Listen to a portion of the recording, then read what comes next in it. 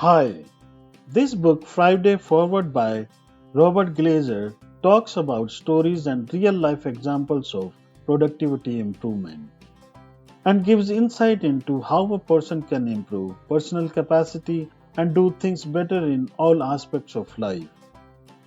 The author's previous book, Elevate, talked about what capacity building is for a person and how to embrace it in life. And in this book, he gives real life examples of people who excelled and explains the reasons for it.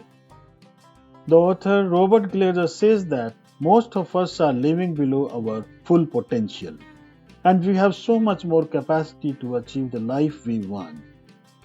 Capacity building is a set of methods that we use to develop the skills of highest level.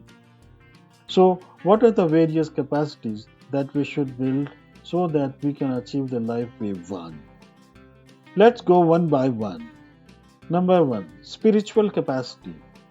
Spiritual capacity requires us to evaluate who we are and what we want most from life, and then align our daily lives in those principles. The author says that building spiritual capacity requires us to deeply evaluate what is most important to us. Building the spiritual capacity requires determining our non negotiable core beliefs and values through deep introspection and self assessment. The better you know your core values, the better will be your resolve to safeguard them. This helps tremendously when you are either having a difficult time or you have to make a difficult decision. So, know your core values very well. Number two, intellectual capacity. Intellectual capacity is how we improve our ability to think, learn, plan, and execute with discipline. Setting and achieving goals, developing good routines and habits, and learning continuously are some of the ways to increase your intellectual capacity. By this way, over time, you will have amassed a lot of good habits, knowledge, and enough practice of setting and achieving goals. This will continuously prepare you for difficult and highly intellectual work. Number three, physical capacity.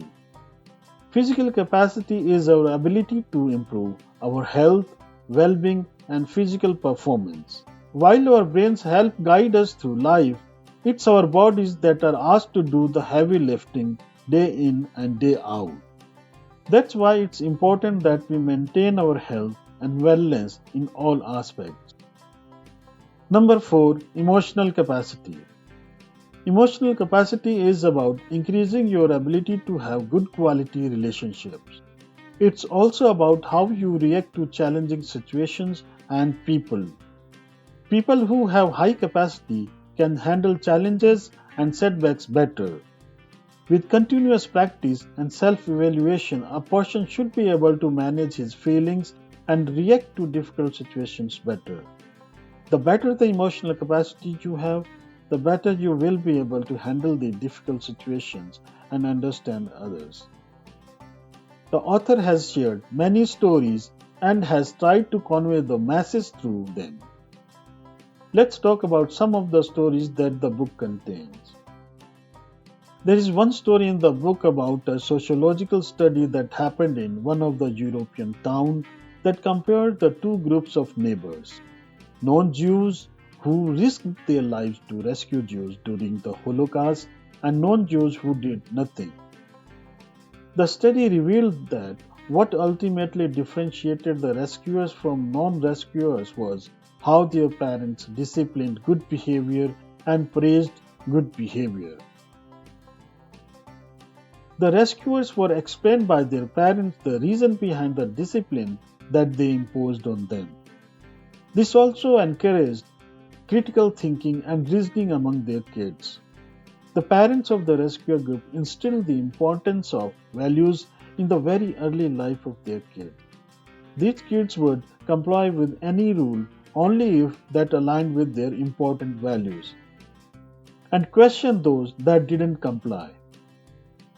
There is one story about how being excellent can be the best way to market yourself. The story talks about a service provided by a big company against a local plumber. After repeated calls, the contracted big company responded to the service required by a customer after 5 days, and even then they couldn't fix the problem. Then the customer contacted a local plumber who not only fixed the problem but he also showed excellence in everything he did, from keeping and maintaining his clean car to cleaning up the whole mess after the work was finished at the customer site. There can be no better marketing than demonstrating excellence day in and day out. The story says that when we choose excellence, the others do notice it. The book has many such stories which talk about the four capacities that a person can work to increase his productivity.